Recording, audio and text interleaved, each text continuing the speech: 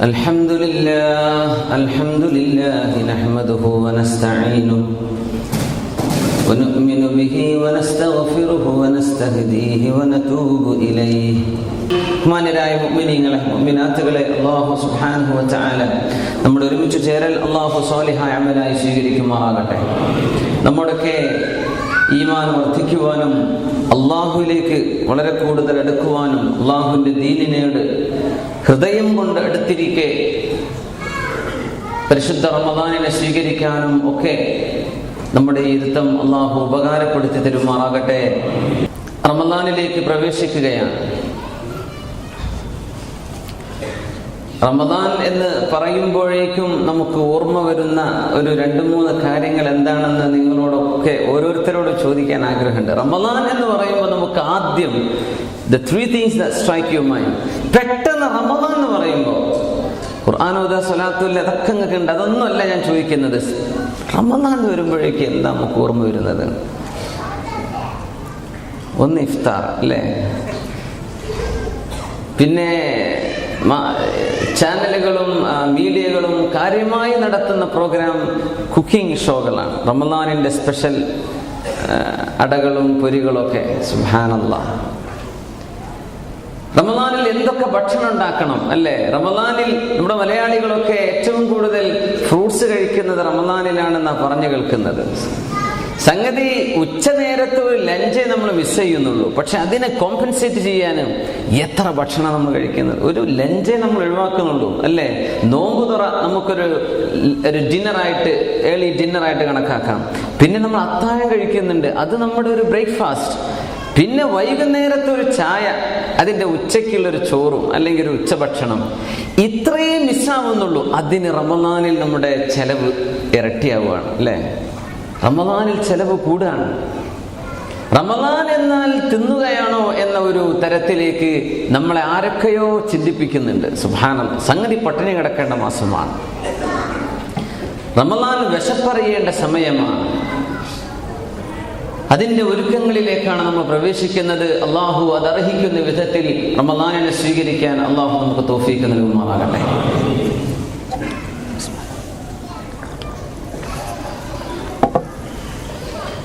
യാ അല്ലാഹ്,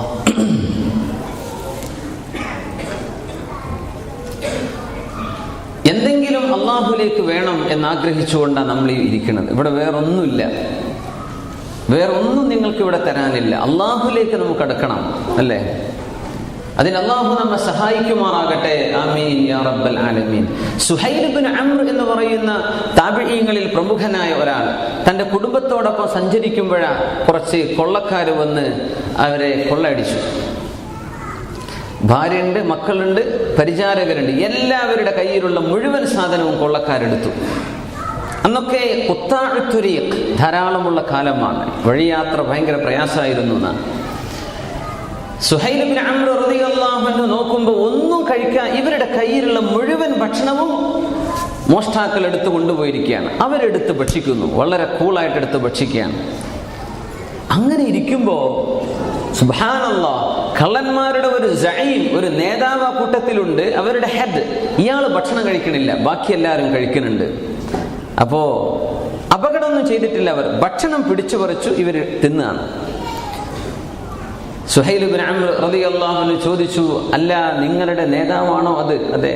എന്താ അദ്ദേഹം ഈ ഭക്ഷണം തിന്നാത്തത് എന്ന് അയാളോട് പോയി ചോദിച്ചു. എന്താ തിന്നാത്തത് എന്ന് കൊച്ചു കള്ളന്മാർ ചെന്ന് ചോദിച്ചു.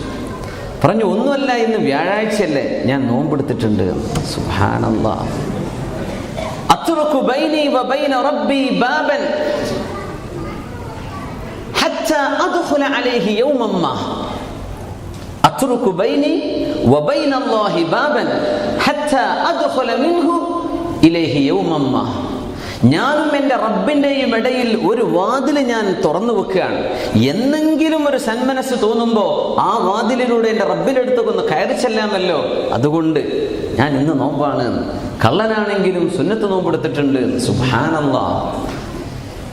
2 വർഷങ്ങൾക്ക് ശേഷം സുഹൈൽ ഇബ്നു അംർ റളിയല്ലാഹു അൻഹു ഹജ്ജിന് പോയപ്പോ കഅബയുടെ കില്ല പിടിച്ചുകൊണ്ട് കരയുന്നുണ്ട് ഈ മനുഷ്യൻ, ഈ കൊള്ളക്കാരുടെ നേതാവ്. അന്ന് അദ്ദേഹം നല്ല മനുഷ്യനായി വലിയ സാഹിദായിട്ട് മാറിയിട്ടുണ്ട്.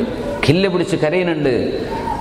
സുഹൈൽ ഇബ്നു അംർ റളിയല്ലാഹു അൻഹു കണ്ടപ്പോ മുഖം പരിചയപ്പെട്ടു. അങ്ങനെ ഇയാൾ യാ സുഹൈൽ അതഅരിഫുനി, എന്നെ ഓർമ്മയുണ്ടോ എന്ന് ചോദിച്ചു. അതെ, ഓർമ്മയുണ്ട്.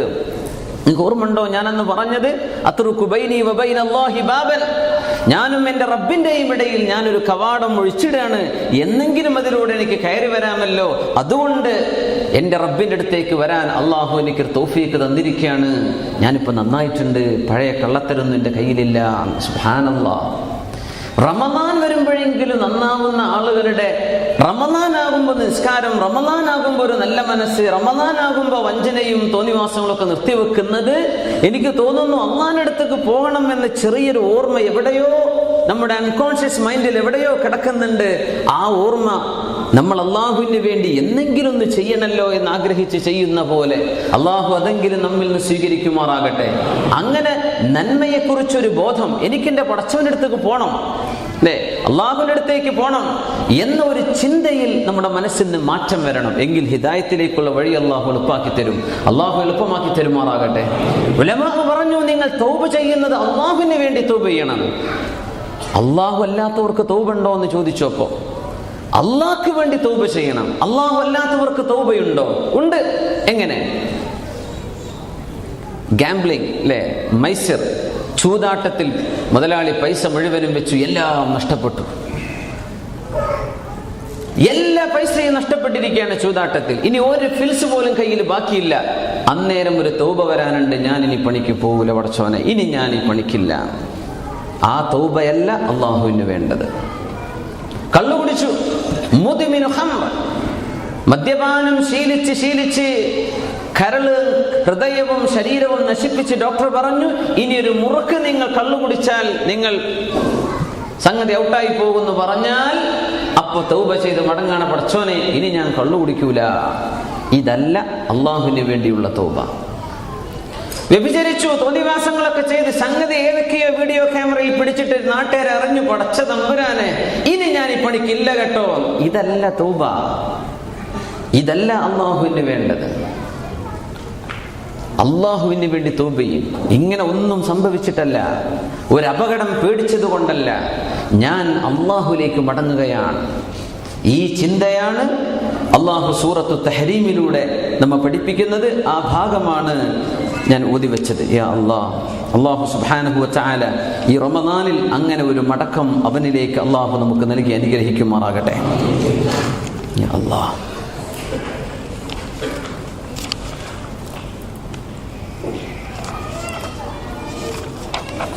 യാ അയ്യുഹല്ലദീന ആമനൂ തൂബൂ ഇലല്ലാഹി തൗബതൻ നസൂഹാ.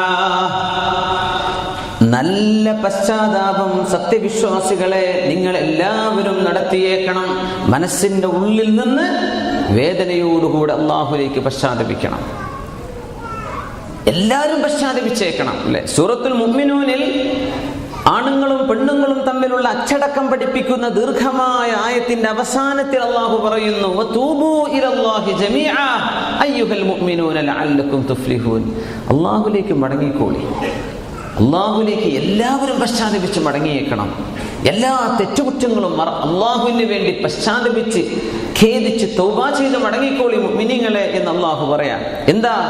അസാ റബ്ബുകും അൻ യുകഫിറ അൻകും സയ്യിആതികും.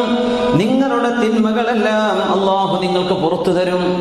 നിങ്ങൾ മാപ്പ് ചോദിക്കും, അള്ളാഹു പുറത്തു തരും, അല്ലേ?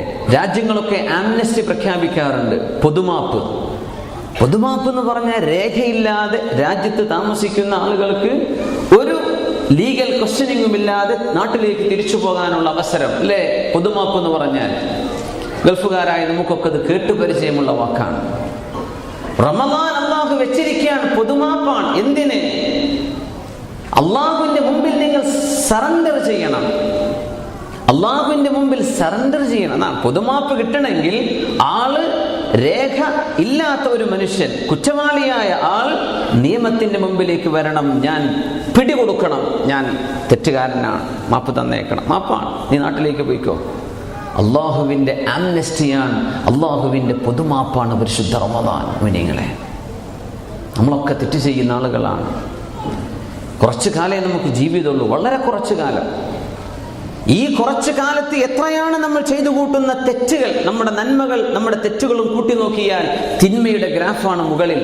യാ അല്ലാഹ്, ഓരോ വർഷവും അള്ളാഹു നമ്മെ സർവീസ് ചെയ്യാൻ, അല്ലെ, വണ്ടികൾക്കൊക്കെ മേജർ സർവീസുകൾ ഉണ്ടാവും, ശരിക്ക് ക്ലീൻ ചെയ്യാൻ, എല്ലാം തുടച്ചു നീക്കി ശുദ്ധമായി 11 മാസം അതാകുമ്പോഴേക്കും ഒരു റമദാൻ. ഇങ്ങനെ അള്ളാഹുമായുള്ള നമ്മുടെ അഹദ്, നമ്മുടെ ഉടമ്പടി പുതുക്കാനുള്ള അവസരം 3-4 ദിവസങ്ങൾക്ക് മാത്രം ബാക്കി നിൽക്കെ നമ്മുടെ മുമ്പിലേക്ക് വരാൻ പോവുകയാണ്. അള്ളാഹു നമ്മെ സഹായിക്കുമാറാകട്ടെ. മഹാന്മാരോട് ചോദിക്കുന്നു, നിങ്ങൾ എങ്ങനെയായിരുന്നു റമദാനിനെ സ്വീകരിച്ചിരുന്നത്? അവർ പറയാൻ, ഞങ്ങളുടെ മനസ്സിനുള്ളിൽ ഒരാളോടെങ്കിലും ഒരു ദേഷ്യമുണ്ടെങ്കിൽ, ഒരു വെറുപ്പുണ്ടെങ്കിൽ, ഒരാളോടെങ്കിലും ഞങ്ങൾ പിണങ്ങിക്കഴിയുകയാണെങ്കിൽ ആ അവസ്ഥയിൽ റമദാനിനെ സ്വീകരിക്കാൻ ഞങ്ങൾക്ക് പേടിയാണ്. യാ അല്ലാഹ്, യാ അല്ലാഹ്, ഗീബത്തും നമീമത്തും പറഞ്ഞുകൊണ്ടിരിക്കുക എന്നല്ല ഈ പറയുന്നത്. മുഅ്മിനായ ഒരു മനുഷ്യനോട്, മുസ്ലിമായ ഒരു മനുഷ്യനോട് ഹൃദയത്തിൽ ദേഷ്യമുണ്ടായിരിക്കെ റമദാനിനെ പോലും ഞങ്ങൾ സ്വീകരിക്കാറില്ല എന്ന് പറഞ്ഞാൽ അപ്പോഴേക്കും ഞങ്ങളുടെ മനസ്സ് റമദാനാകുമ്പോഴേക്കും ഞങ്ങൾ എല്ലാം കഴുകി ശുദ്ധിയാക്കിയിരിക്കും എന്ന് മഹാന്മാർ രേഖപ്പെടുത്തുകയാണ്. സുബ്ഹാനല്ലാഹ്.